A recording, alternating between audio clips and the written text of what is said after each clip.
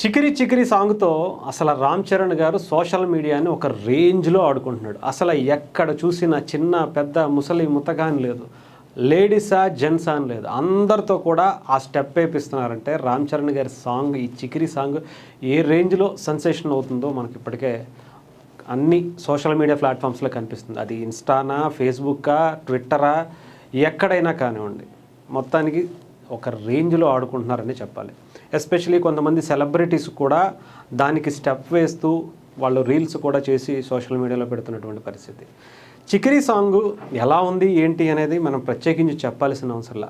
నిజంగా ఏఆర్ రెహమాన్ గారి నుంచి మన తెలుగు సినిమాకి ఇప్పటి వరకు ఇలాంటి సాంగ్ పరిచయం చేయలేదని చెప్పాలి. అంటే స్ట్రైట్ తెలుగు సినిమాకి. కానీ మొట్టమొదటిసారి మళ్ళొక్కసారి ఏ ముంబై సినిమానో లేదా రోజానో అలాంటి సినిమాలకి ఆ లోకానికి మళ్ళీ ఏఆర్ రెహమాన్ గారు మనల్ని తీసుకువెళ్ళిపోయారేమో అనిపించింది. ఒక వాయిస్ కూడా చాలా అద్భుతంగా అనిపించింది. ఆయన ఇప్పటి వరకు పాడినటువంటి పాటలు చాలా తక్కువైనప్పటికీ కూడా చాలా అద్భుతమైనటువంటి వాయిస్ ఈసారి ఈ చిక్రీతో మనకు వినిపించారు.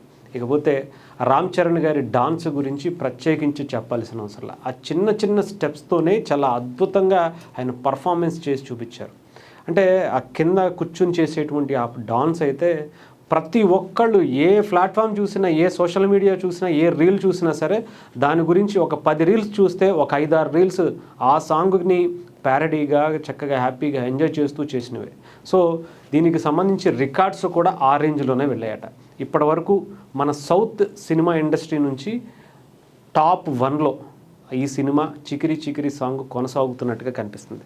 అంటే గతంలో ఏం రికార్డులు ఉన్నాయి అని అంటే ఏ సినిమా రికార్డులని ఈ చికిరి కొల్లగొట్టింది అనేది కూడా మీకు చెప్తాను. గతంలో పుష్ప 2కి సంబంధించి కిసక్ అనే సాంగ్ మొన్నటి వరకు టాప్లో కొనసాగింది. అది కూడా 24 గంటల్లో 27 మిలియన్స్ పైగా వ్యూస్ వచ్చి 24 గంటల్లో ఇంత టాప్లో కొనసాగుతున్నటువంటి సినిమాలు చాలానే ఉన్నాయి.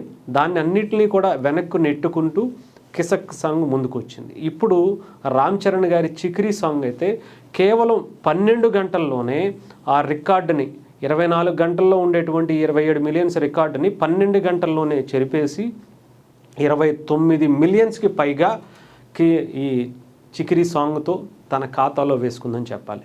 ఇకపోతే చాలా సినిమాలే ఉన్నాయి. ముఖ్యంగా మన తెలుగు ఇండస్ట్రీ నుంచి, టాలీవుడ్ నుంచి దాదాపు ఒక 10 సినిమాల లిస్ట్ ఉంటే దాంట్లో టాప్ 4 సినిమాలు కూడా రామ్ చరణ్ గారి సినిమాలే ఉన్నాయి. అది కూడా చాలా తక్కువ మందికి ఇది తెలిసేమో. గేమ్ చేంజర్ సినిమా చాలా సరిగ్గా ఆడకపోయినా కూడా ఆ సినిమాకి సంబంధించినటువంటి సాంగ్స్ నానా హైరానా కావచ్చు, ధూప్ కావచ్చు, రా మచ్చా కావచ్చు, ఈ సినిమా 3 సినిమాల ఈ ఒక్క సినిమాకి సంబంధించినటువంటి 3 సాంగ్స్ కూడా టాప్ 10లో, టాలీవుడ్లో టాప్ 10లో ఇవే టాప్గా వరకు ఉన్నాయి. ఇంకా ఎస్పెషల్లీ చెప్పాలంటే కిసక్ అనే సాంగ్ పుష్ప 2 మొన్న అంటే హిట్ అయింది. దాని ముందు వరకు కూడా ఈ గేమ్ చేంజర్కి సంబంధించినటువంటి సాంగ్స్ 2 సాంగ్స్ కూడా టాప్లోనే కొనసాగుతున్నాయి. అలాగే మహేష్ బాబు గారు కావచ్చు, అలాగే పవన్ కళ్యాణ్ గారికి సంబంధించినటువంటి హరిహర వీరమల్లుకి సంబంధించినటువంటి సాంగ్స్ కూడా 2 టాప్ అంటే 2 సాంగ్స్ దీంట్లోనే ఉన్నాయి.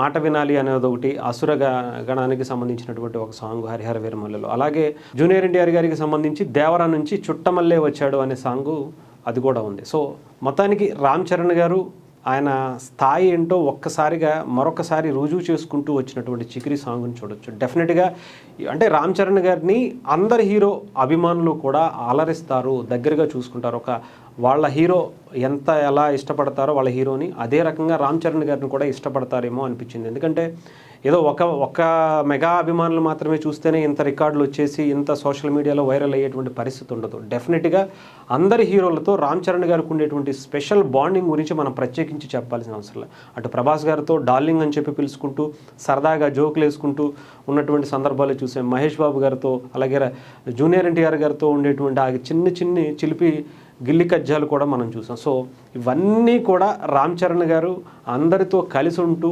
ఆయనకంటూ ఒక ప్రత్యేకమైనటువంటి స్థానాన్ని తెలుగు సినిమా ఇండస్ట్రీలోనే కాదు, ఇండియన్ సినిమా ఇండస్ట్రీలో ఆయన సంపాదించుకున్నారు. సో తండ్రికి తగ్గ తనయుడి కన్నా తండ్రికి మించిన తనయుడిగా ఆయన తీర్చిదిద్దుకుంటూ వస్తున్నటువంటి పరిస్థితి అయితే కనిపిస్తుంది.